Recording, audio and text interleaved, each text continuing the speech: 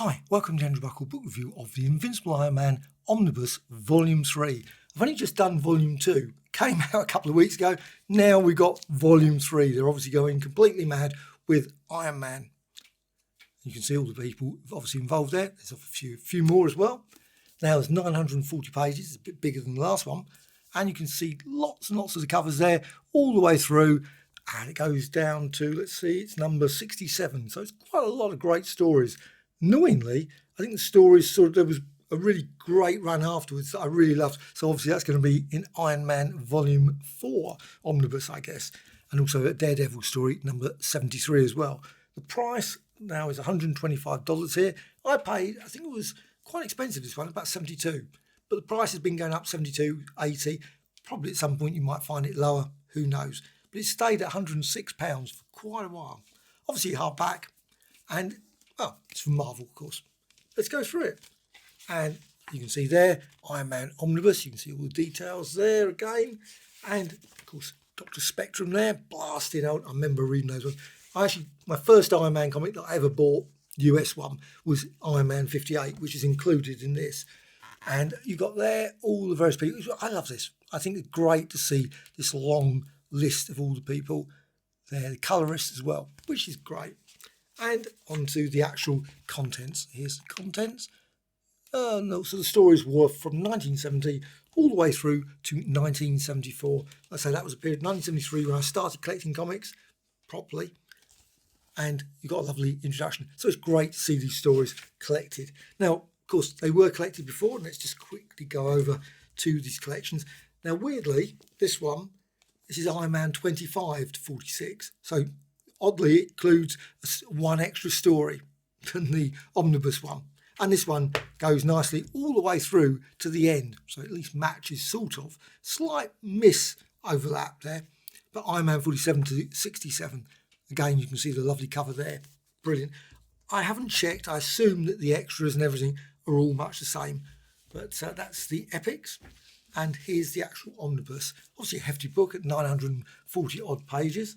And the stories, there's some good ones, and there's some pretty awful ones, personally. There were some real great, well, terrible, I should say, villains. Because I love these little introductions, always great to read. And there you got the Duel in a Dark Dimension. Now, I'm not going to say particularly this story is great, that story's not. That's a bit pointless. Everyone will have their own favourite stories.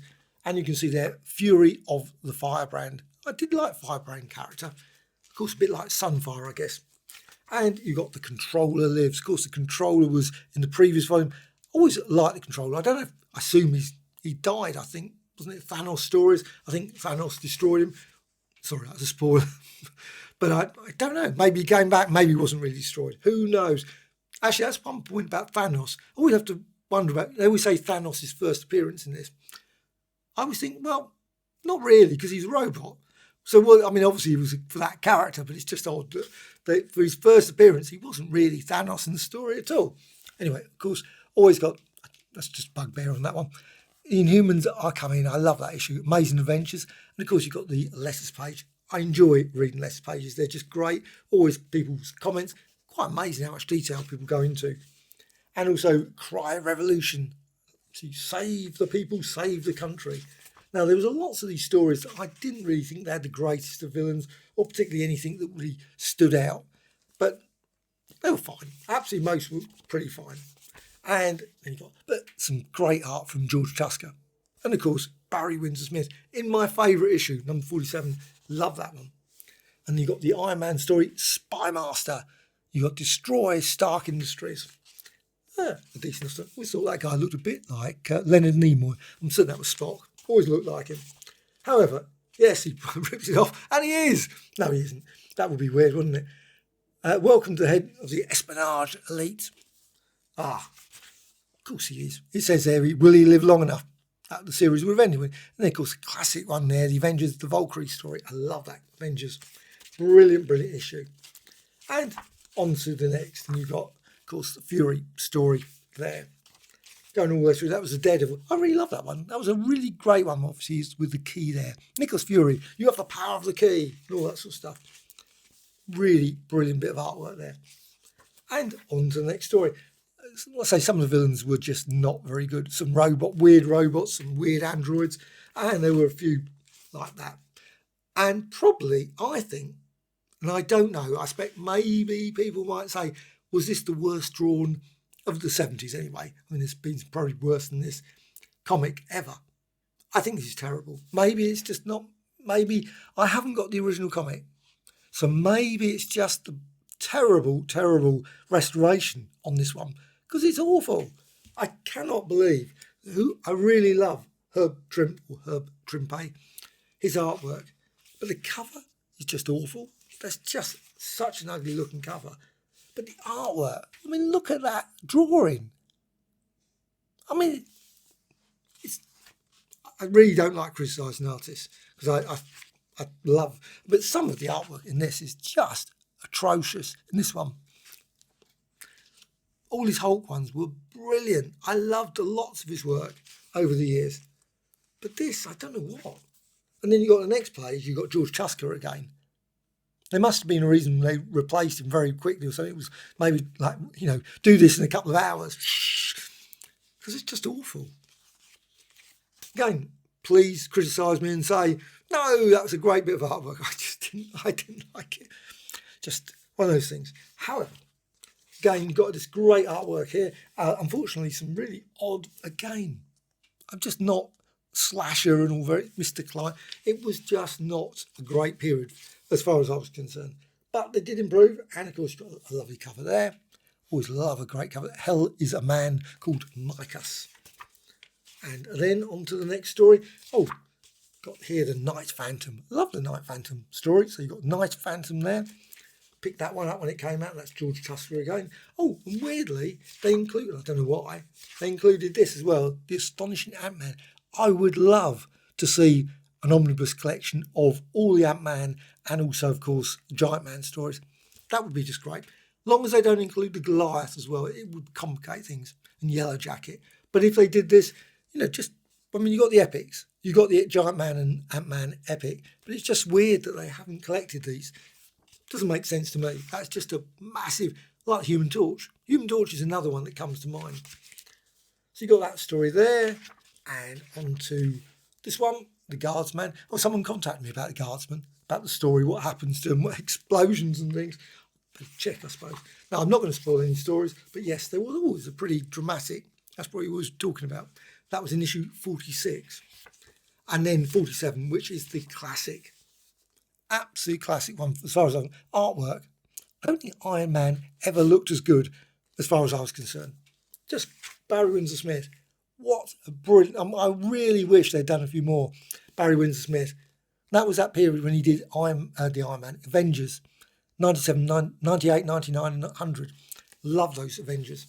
And of course, Conan. I loved Conan. Those 1 to 24, some of the classic Conans. And, obviously that's a flashback with the Guardsman there. And then on to, we got the Super Adaptoid turns up. Good old Super Adaptoid. Character that's never really done particularly well. He's had lots of problems. For all the powers he's got, he always seems to have complications. And then you've got Princess Python as well.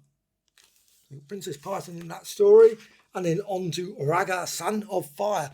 There's a few stories of fire. I guess that's one of the things with Iron Man. There's always that opportunity for some bit of melting, I suppose, for the storylines. And the Black Llama. Now those stories, I think Black Llama, that was later. They did some more stories with that. Unless I'm confusing the stories. However, on to the next ones. Iron Man. This is issue 54. And wow, Submariner, target for death. Just great story. Iron Man versus Submariner. But of course, the classic story is the one I mentioned earlier. The weird one.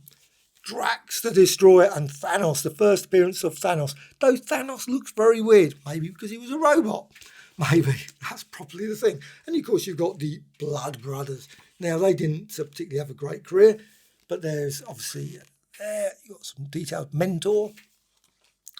And on to, the next one was really weird. This was another one.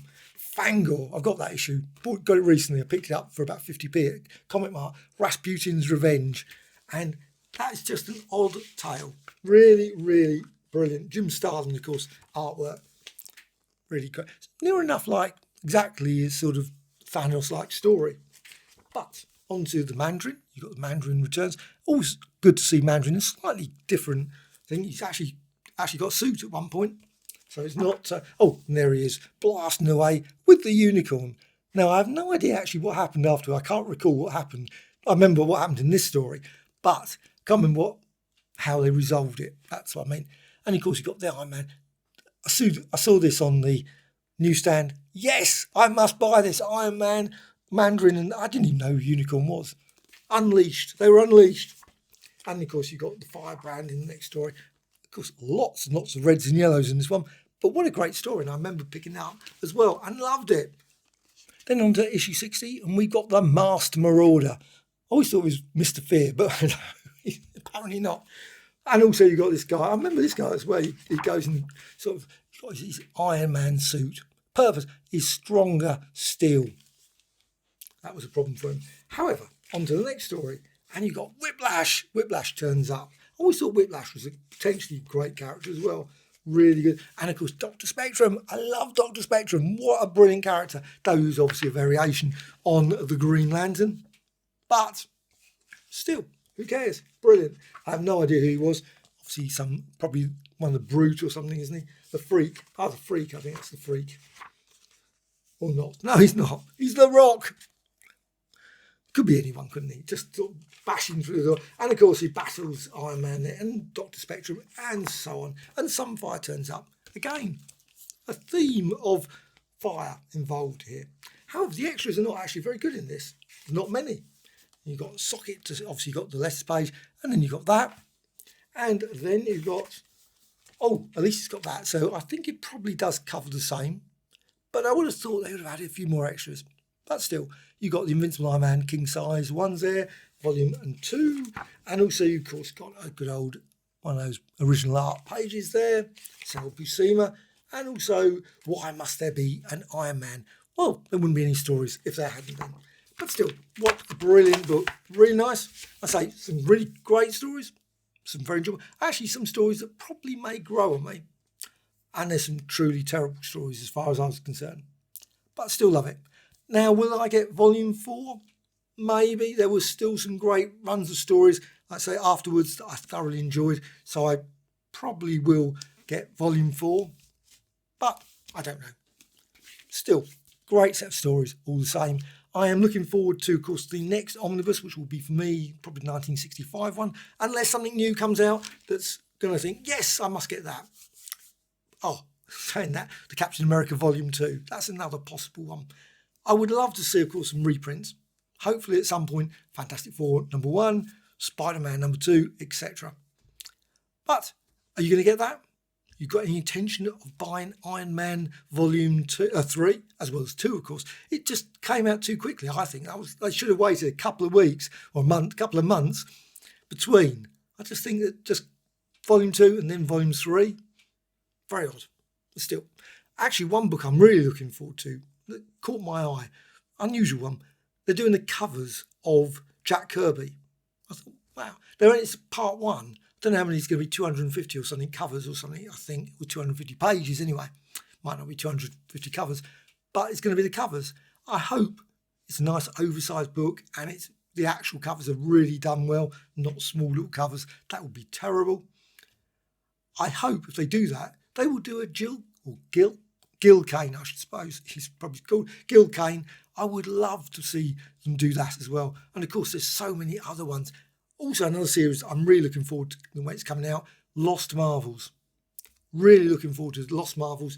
Reasonably priced. Great set of sort of more obscure sort of horror monster stuff from the 1970s. And there were some great little stories tucked away. It wasn't all reprints.